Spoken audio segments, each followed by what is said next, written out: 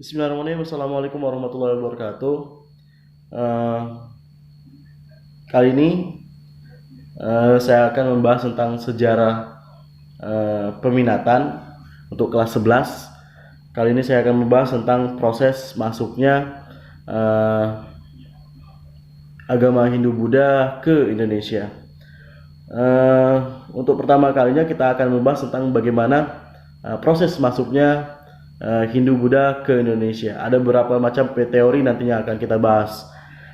Agama Hindu-Buddha di Indonesia sudah eh, cukup lama, ya, sekitar abad kelima Masehi, ya.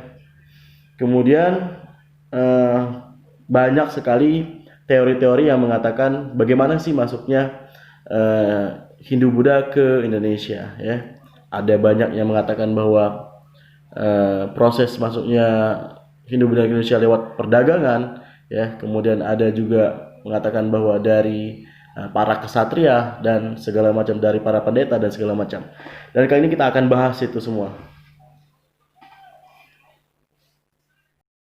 Ya, bagaimana kondisi masyarakat Indonesia sebelum datangnya Hindu-Buddha ke Indonesia? Kondisi pada saat itu masyarakat Indonesia hanya mengenal animisme dinamisme, ya, yaitu animisme adalah kepercayaan terkait dengan roh nenek moyang, ya, kemudian hewan-hewan yang telah mati yang mereka percayai, ya,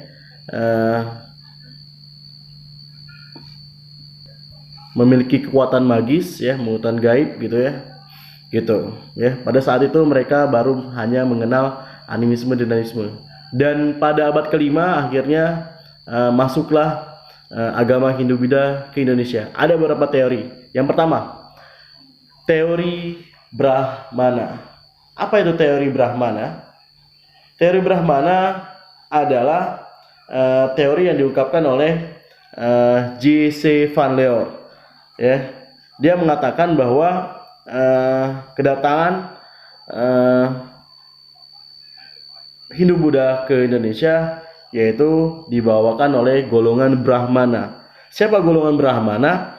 Golongan Brahmana ini adalah golongan agama, gitu, ya. Mereka sengaja diundang oleh para penguasa pada saat itu, ya, kerajaan-kerajaan Indonesia pada saat itu. Kemudian mereka menyebarkan agama Hindu-Buddha di Indonesia, ya.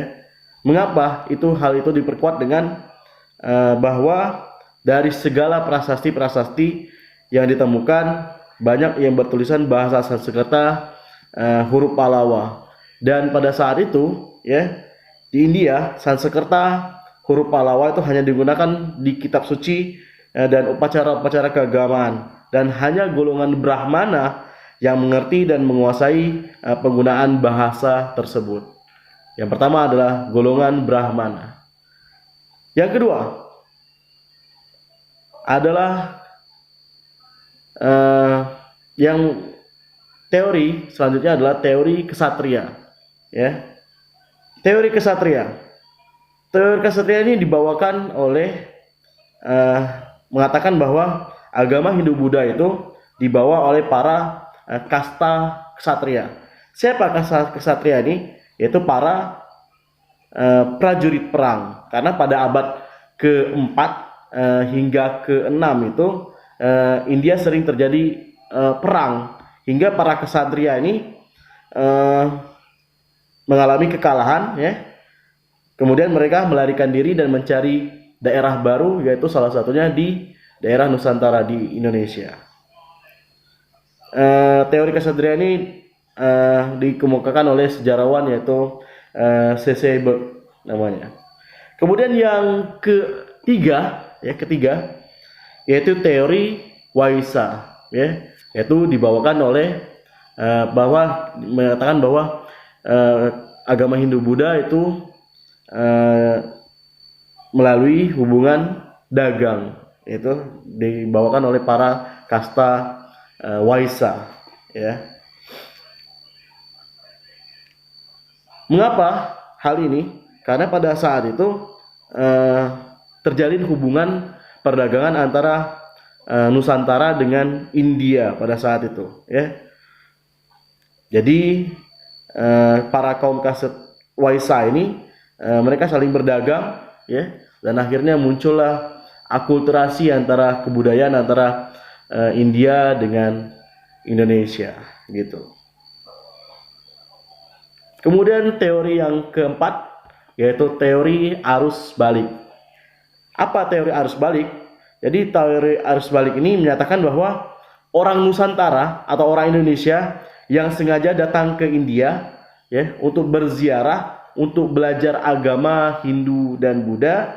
Setelah mereka belajar di India, mereka pulang lagi ke Indonesia dan mereka kembali ke Nusantara, kemudian menyebarkan ajaran Hindu Buddha ke masyarakat rakyat Indonesia. Teori ini dikemukakan oleh FDK Bots, ya, FDK Bots.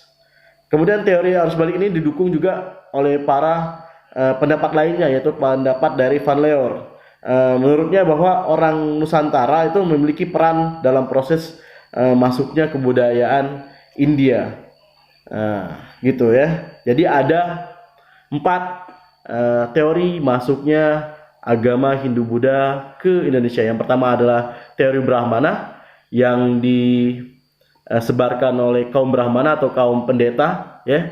Yang kedua adalah teori kesatria disebarkan oleh para prajurit yang kalah dalam perang dan mencari daerah baru. Salah satunya yaitu mereka datang ke Nusantara.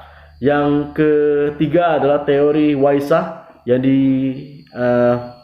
disebarkan oleh para pedagang. Yang keempat adalah teori arus balik yang disebarkan oleh orang Nusantara atau orang Indonesia itu sendiri. Sekian penjelasan saya terkait dengan proses masuknya Hindu Buddha ke Indonesia. Tugas kalian adalah ada di Google Classroom. Silakan kerjakan. Saya berikan waktu, ya, seluas-luasnya, sekreatif mungkin. Mungkin itu saja. Terima kasih. Wassalamualaikum warahmatullahi wabarakatuh.